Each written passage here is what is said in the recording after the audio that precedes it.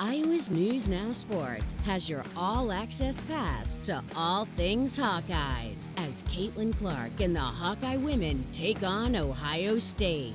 It's the Eye on the Hawks pregame show.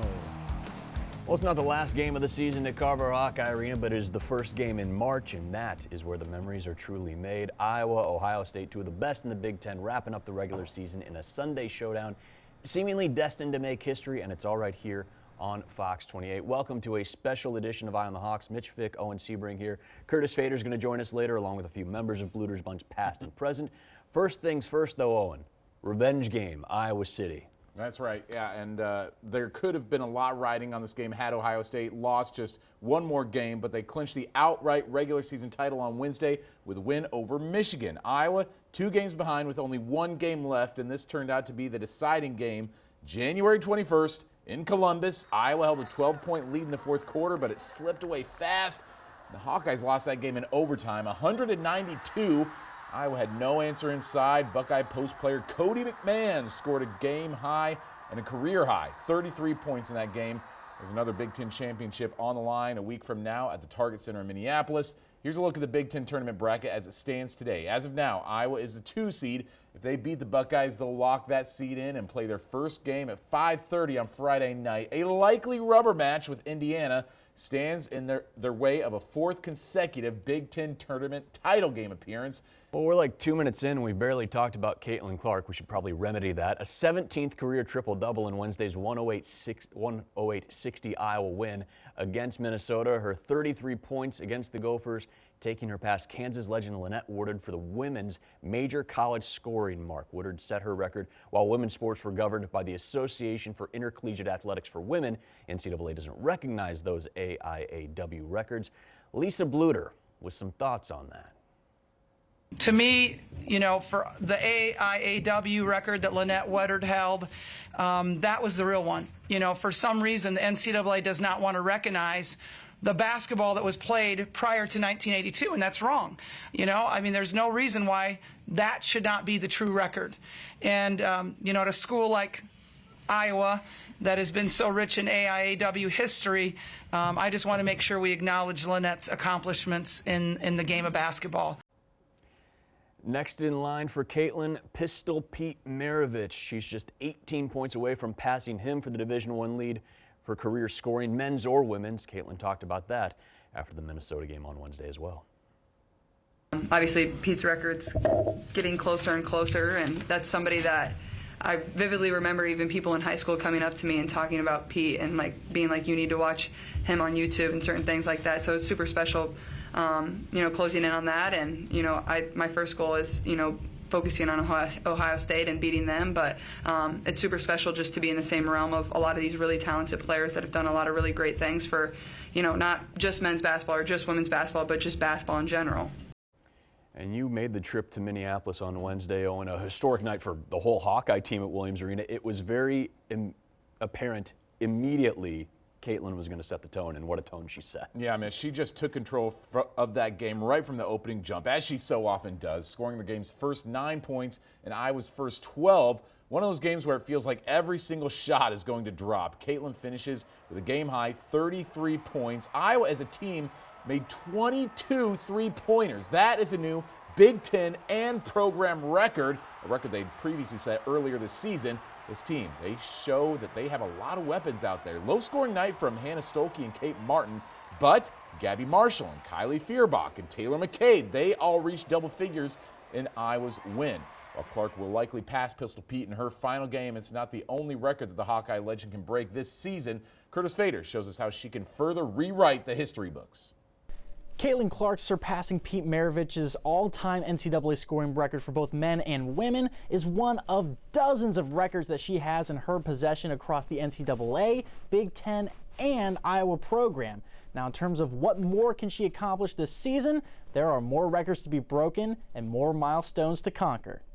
As of this past week, Clark broke the single-season three-pointers record and most career three-pointers in Big Ten history against Minnesota. In order to have the most career threes in NCAA history, she needs 35 more to pass Taylor Robertson's tally of 537, a number she amassed in 5 years. The NCAA record for career scoring average is held by Patricia Hoskins at 28.4, but with Clark just a tenth of a point behind, a few more monster performances could have her hold that record too. In terms of NCAA career assists, Clark is currently 6th. Depending on how far Iowa goes in the Big Ten and NCAA tournament, she could finish as high as 3rd on that list, being top 5 in both points and assists. Definitely something to remember from this legendary Hawkeye. I'm Curtis Fader, Iowa's News Now Sports.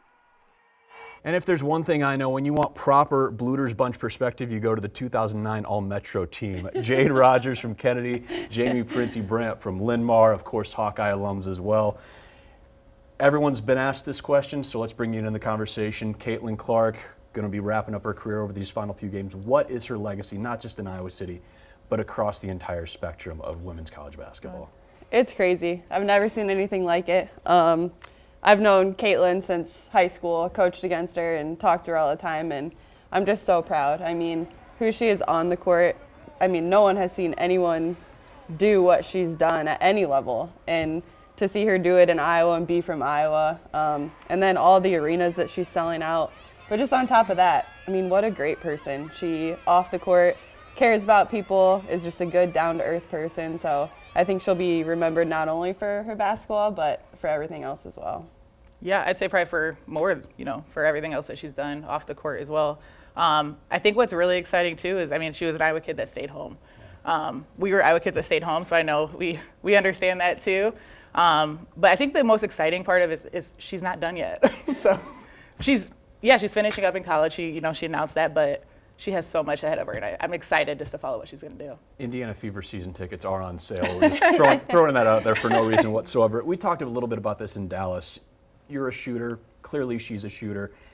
There's got to be almost an irrational confidence if you're in a slump. Before Minnesota, she was in as much of a slump as Caitlin Clark can get in. Yeah. What does it take, though, to rise to the level that she has? Because you set the bar, and all due respect to the previous GOAT, she's cleared it by a significant margin. It's crazy. Like I said, I just haven't seen anything like that. And for her to have the confidence that she does, and I think the confidence that the coaches have in her, like she always says, Coach Bluter lets her be Caitlin. And I think that's a huge part of her coming to Iowa, is that Coach Bluter gave her that green light from the get-go.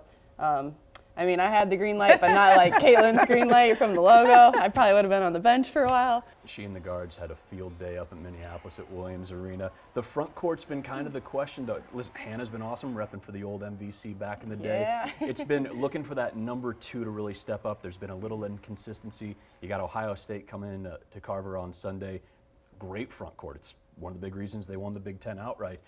What is it going to take for this team to not just get past the Buckeyes, but going into Minneapolis for the Big Ten tournament and going into the NCAAs? What kind of consistency, as somebody who played in the post for Jan Jensen, what is it going to take to just, what kind of consistency and level and attributes are they going to need? Yeah, no, I think that you already said it. It's the consistency, and I know that Bluter was challenging them and giving them all chances to kind of prove the consistency, but I believe in my Hawks. I think they always get hot at this time of the year.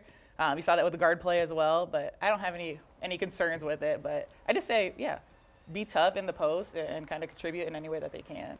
Can't win the Big Ten on Sunday, but hey, you can beat the Buckeyes and build a little momentum. Jade and Jaime, thanks so much for everything you've done for the Hawkeyes and for the MVC again. Come a long way since the days in Cedar Rapids and Marion, and still doing great things, so appreciate all the insight. Thank you. Thank you so much. And plenty more still ahead on Eye on the Hawks. We go one-on-one with Associate Head Coach Jan Jensen about the history so far this season and the connection she's seen fans make with their Hawkeye favorites.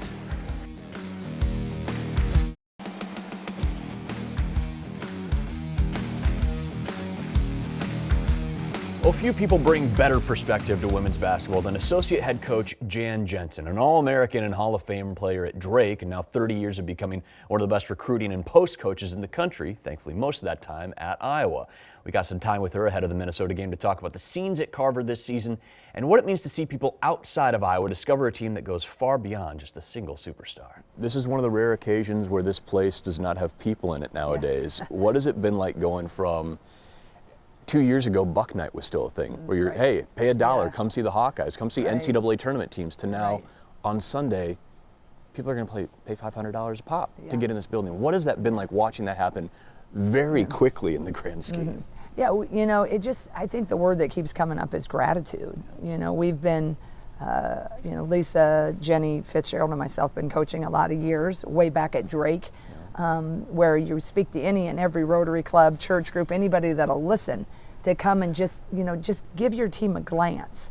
There's few things in life as cool as watching someone chase a dream. When they're committing all their heart and soul into that, to me, that's really inspirational. And I think women have been doing that in the basketball floor for so many years because no one was really paying attention. But it never really deterred anyone. And regardless of how many people were in the stands, we wanted them, but the ultimate goal was to cut down that net. And I think that's the thing now after all these years, to really see Carver, filled, to see, road venues filled. It's just a moment in time, right? So many people come to see Caitlin, Right. and follow her numbers and do all the comparison. To see these national crews come in and find out, well, yeah, Caitlin's great, but so's the glue, Yeah. so's the headband. To have them discover the other stories and the other players and the other Iowa girls, the Iowa Right. women, that's got to be so rewarding for you. I think that's the thing when I look back on what started last year, and I think what's carried over into this year, is I think when you have a really great team, you always have a superstar, right? Like, when our Elite 8 year, that was Megan Gustafson, but she had Tania Davis as her point guard, and we had Kathleen Doyle, Hannah Stewart, Mackenzie Meyer, shooter. This particular team last year, you had Caitlin. But when people came and started to watch, everybody started to see themselves as someone on that team. You were like, you know what? If I had played, I'd have been Kate. I just love how she plays. Or, like, maybe I'm a little reserved. I would totally be Molly. Molly just is a little quiet. She gets it done. Or like, man, I just love Gabby, But this whole thing is only so fun because everybody is so into it. Last year, it just was a swell, right, that kept growing. And we didn't always know the magnitude because you're still, you're trying to win that next one, right? You're winning the next one. Then we have a moment like Caitlin hits the shot against Indiana, propels us through that the Big Ten tournament. And then we get to a magical run, that takes us to the championship game. But it's the feel that these fans in Iowa City give us and the ones who drive to fill it. That's what I love the most is sometimes people come up and they want a selfie or they want to chat. Like, I'm sorry, you probably hate this. And I'm like, no, I don't, because you caring has really made it so very special. But overall, I don't think anybody on this coaching staff or team will never take that for granted. Always great getting some time with Jan. That is just a little bit of the conversation we had back before the Minnesota game on Tuesday. You can watch the whole thing on the Iowa News Now YouTube channel along with the rest of our coverage of this historic Iowa season. From 6th player of the year in the Big Ten as a freshman to a true sophomore sensation, Hannah Stuelke more than holding her own for the Hawkeyes this season. We'll take a look at her journey from Cedar Rapids, Washington to Iowa City.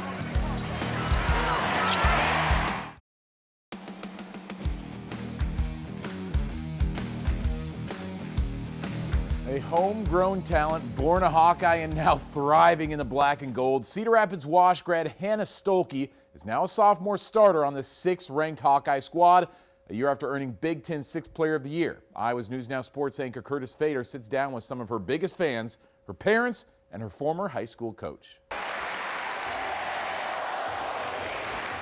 It is rare a player from the metro area suits up for the Hawkeyes, let alone make an impact as big as Hannah Stuelke. Even as a young girl in Cedar Rapids, many saw the talent she had on the basketball court, leading to one of the best AAU programs in the country, knocking on her family's door.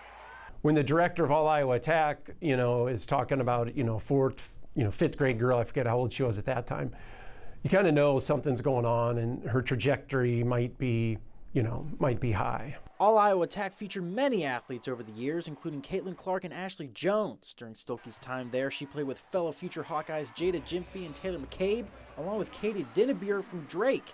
In between her 7th and 8th grade year, Stuelke already had multiple Big Ten offers, including Iowa. Lisa Bluter had called me and asked if she could come watch Hannah play volleyball. It was during volleyball season. And I told her, I said, you know, I'm sure you can, but Hannah's in 8th grade. So she wasn't even at Wash at that point. So, and Lisa wanted to go watch her play. Her trajectory only got higher in her years at Wash, becoming Iowa's 2022 Gatorade Player of the Year. In the midst of guiding the Warriors to 3 regional championship appearances, her impact was felt all around Eastern Iowa. I had many coaches that had asked, I know, even in the Metro, that said, hey, you know, I just love watching her play. How do you get her to buy in? Or and I'm like, I don't really have to do much. That's just who she is. Her performance and impact continues to grow now in Hawkeye colors. The team she grew up watching with curtains in the upper decks now sold out 15,000 strong. With Caitlin Clark set to play in the WNBA in a few months, all is in place for Hannah to pick up the mantle as the face of Iowa women's basketball. The flip has been switched. Like, she is no longer afraid to be on camera. She sounds mature. She is expressing herself well, you know, and it's kind of fun to let the whole state, the whole country watch your daughter mature right before your eyes. As we wrap up the show, we go back in time over a century to revisit some of Iowa's rich tradition in girls sports. From then to now, how the game has changed while Iowa women have led the charge. That's after the break on Eye on the Hawks.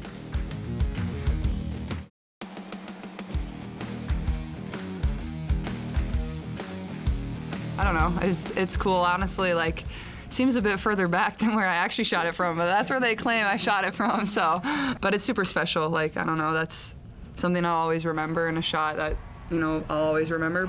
Caitlin Clark almost literally leaving her mark on the court. She at least marked the spot on the Carver Hawkeye Arena floor that Iowa Athletics added that 22 Clark logo, the site of her three-pointer to pass Kelsey Plum and set a new NCAA Division I women's scoring record. Some logo threes just get their own logo. That's how it works. Again, Clark 18 points away now from Pistol Pete Maravich's Division I men's record heading into this regular season finale. And Caitlin Clark is leaving a lasting legacy in not only Hawkeye basketball, but the state of Iowa as well. That sometimes gets overlooked, our lengthy relationship with girls and women's basketball. We were one of the first to host a high school tournament. 6-on-6 basketball was a sensation for half a century. The spirit of the Iowa girl has long been at the forefront of the national conversation about women's sports. Caitlin Clark has put Iowa on a national stage, the likes of which we have never seen before. But even before the national scoring record and the Final Four and the logo threes, if you take a closer look, the spirit of the Iowa girl has always been there. Go back in time 130 years to 1893, just 2 years after James Naismith invented the game, and the USA only had 44 states to its name. Iowa State College was one of the first schools to start a women's basketball team. Before the turn of the century, the Iowa girl was there. 27 years later, Iowa became one of the very first states to sanction high school girls basketball, holding the first state championship game in 1920, months before women even had the right to vote for president. Even 100 years ago, the Iowa girl was there. Decades of 6-on-6 basketball keeps Iowa and the Midwest on the edge of its seat. In the 50s and 60s, you'd have an easier time getting into a Hawkeye or Cyclone football game than a ticket to the 6-on-6 championship. Broadcast on TV sets across 9 states, the tournament games would routinely get higher ratings than the Super Bowl. While the rest of the country's interest was turning to other sports, the Iowa girl was still there. And the gun sounds, the ball game is over. 1969, Union Witten's Denise Long becomes a household name, scoring nearly 2,000 points in her final season. She got invited onto Johnny Carson, was featured in Sports Illustrated, and was drafted by the San Francisco Warriors. Were the pick not vetoed by the league commissioner, the Iowa girl might have been in the NBA. Though the high school game began its transition to 5-on-5 play, the Iowa girl remained on a national stage, producing college coaches like Katie Abrahamson, Brenda Fries, Jenny Baranchik, and Lisa Bluter. While Carver Hawkeye Arena was the springboard to a Hall of Fame career for C. Vivian Stringer, as basketball became the most popular women's collegiate sport and the WNBA played its first season, the Iowa girl was still there. Fast forward another 20 years and a high school phenom from Dowling Catholic started making headlines. 60-point games, impossibly deep three-pointers, and college offers from every major program in the country. This Iowa girl chose to remain an Iowa girl, giving her school and her state a spotlight like it has never seen before. Caitlin is taking the game to uncharted heights. A red carpet treatment in Dallas, a win away from a national title, a sellout crowd everywhere she goes. On and off the court, Caitlin Clark is unlike anything we have ever seen. Fans from the Hawkeye State and far beyond are coming in droves to watch what the Iowa girl can possibly do next. And now, with the NCAA's all-time scoring record to her name, the Iowa girl is there, making a name and laying a foundation for a brave new world of college basketball, confirming what we in the Hawkeye State have known all along. 130 years ago to today and far into the future, the Iowa girl is there. All right, and you can scan the QR code for links to an extended version of this broadcast today, our full interview with Associate Head Coach Jan Jensen, and our latest Eye on the Hawks podcast. We've been giving weekly podcasts covering the women's and men's Iowa basketball squads, and we'll even get some spring football content up in the next month or so, Mitch. Yeah, football can have their time here in a few weeks, but it is basketball season in the heart of the fun of March Madness. No more talking. Let's get to the game. For Owen Sebring, I'm Mitch Fick. Thanks for joining us on the Hawks.